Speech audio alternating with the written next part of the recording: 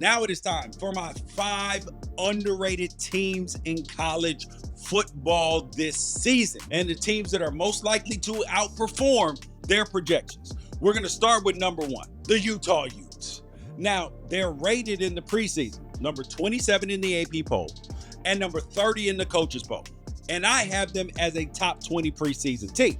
But the question is, George, why are they underrated? Because Devon Dampier, their quarterback coming over from New Mexico with his OC, it gives Utah an advantage for this offense to hit the ground running. They have an athlete at quarterback who can throw the ball and run the ball. Got a chance to see the kid in practice. Things are looking positive for that offense right now. And their offensive line, they might have 2 first-round draft picks on it. At least 1 for sure. Come on, man. And Dampier is the most athletic quarterback in the Big 12. Not a lot of Big 12 defenses are equipped to handle a quarterback that ran for 800 yards in his last 6 games last year. My projection for Utah in 2025, that they could challenge for the conference at worst. Now, I think they'll be 6-3 in Big 12 play.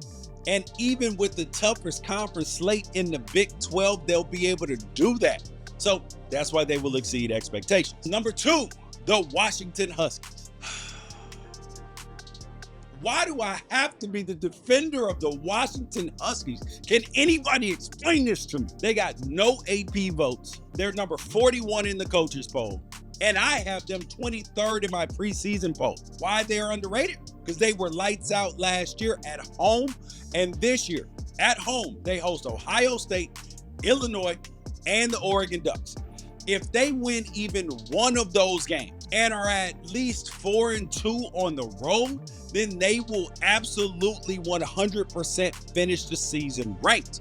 And their quarterback, DeMond Williams, he is my dark horse for the Heisman Trophy ceremony. I don't think the kid can win it this year, but you do have to understand that he is in a situation where he has the opportunity to win one of those games. And if they beat Ohio State on Montlake early in the season, that is going to generate enough buzz. I think that's September 13th, well, September 20th, somewhere around there. Or so it's early in the season. And if they win that game on Montlake, you are going to see all sorts of hype surrounding this DeMond Williams kid. Just tell you. And then their running back, Jonah Coleman, potential all Big Ten player as well. Now, my 2025 projection for them, 5th in the Big Ten and in the college football playoff discussion.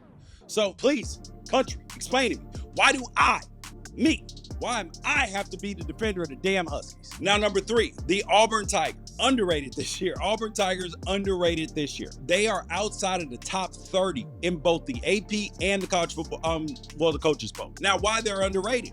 It is when I look at the Tiger schedule, it's extremely front-loaded with tough games. And if by week 6, Auburn is a minimum of 3-3, then they actually might have a shot at 9 or 10 wins this season.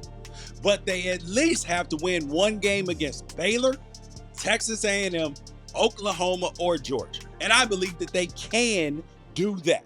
Now, the question is, will they be able to manage the rest of their schedule? And if they do, everybody going to have to apologize to Hugh Freeze, even though he's going to have a first down play caller, a different second down play caller, and a different third down play caller, which I think is headed for disaster. But that's a whole nother thing. Now, my projection for them, a 10-win Auburn would shock the country, but it would not shock me. Now, do I expect it to happen? Probably not. I do expect Auburn to overcome itself, especially with all the news about multiple quarterbacks and play callers and all that stuff I just talked about. But the blue chip ratio recruits are there. If you have talent and then you put some good coaching to it, and if they get good quarterback play, they got a shot. Another underrated team this year, the Oklahoma Sooners. And I don't understand why. Because they're ranked number 18 in the AP poll, 26 in the coaches poll. I got them at 17. Now, why they're underrated? Because none of you people watched John Mateer play last year at Washington State. It's okay to admit it. It's okay to admit you just saw the stats and you heard his name when it came in the transfer portal. But I was screaming about this all year. I had him on my Heisman ballot. Come on, man. I was watching. I don't know if y'all were watching. You can't watch every single game. That's my job. That's my job. So then I can tell you what you need to watch and pay attention to. Now, I see people claim that his game at Washington Stadium won't translate over to the SEC. It did for Cam Moore, buddy. But y'all think that Joey Aguilar will? Coming from Appalachian State over there at Tennessee? Oh yeah, he'll be fine. Taylor Green did it over there at Arkansas. As hard as it is to play quarterback, when you look at the SEC, it is not more difficult than playing quarterback in the Big Ten or the ACC or the Big 12 as well. Because a lot of those are asked to do way more. Just saying. And then you'd have to be crazy not to have super high expectations for the rest of this roster. Dominic Williams, Jayden Jackson, Peyton Brown, and that Sooner defense as well. It actually might be a top 3 unit in the conference. So my projection for 2025 for Oklahoma is a top 6 spot in the SEC when all the dust is settled down. Number 5, Pittsburgh Panthers. They're rated 46 coming in the season in the AP poll. No votes in the coaches poll. And I have them as a top 4 team in the ACC.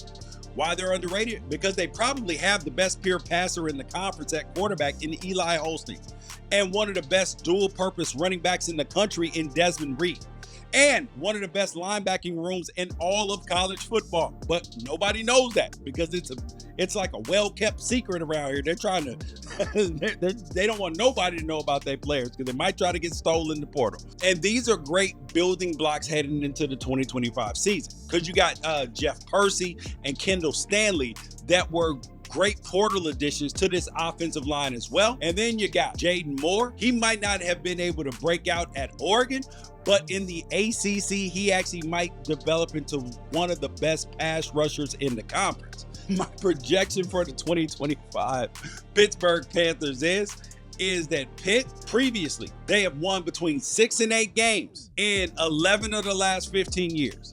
And this could be an 8-win year. And capping off the season, upsetting Miami in November could actually make it a very special season. So I'm not expecting them to make the college football playoff or any of those things, but I do expect them to be significantly better than people have them ranked coming into the season.